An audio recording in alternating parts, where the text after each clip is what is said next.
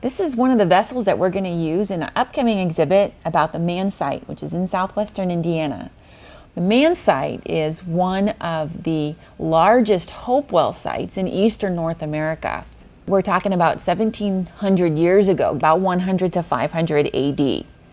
And this vessel was found at that site.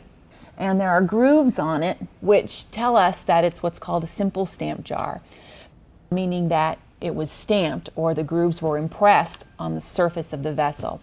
Now, why is this vessel really cool and interesting beyond the fact that it's this nice shape and jar and everything? Well, because it was found at the Mann cultural landscape in Indiana, but it was made probably in the southeast, maybe even Georgia. So how do we know that? And why would a Georgia pot be found here in Indiana?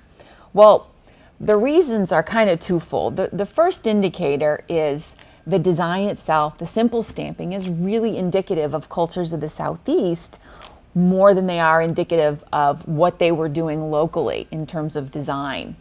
So the second bit of evidence is the temper. Now, temper is a material used to strengthen a vessel, and temper used is sand in this vessel. That is not typical of the Mann cultural landscape. It is, however, typical of the southeast.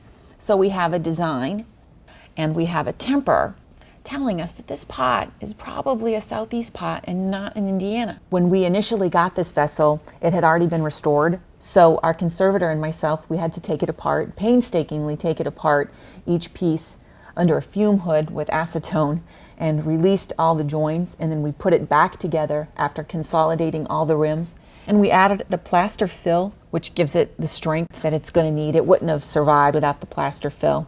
We may in fact end up later on putting more plaster in here to give it even more strength. It's really one of a kind. There aren't any of this size of this simple stamping, especially from Indiana. In fact, there are a few examples that are this complete anywhere.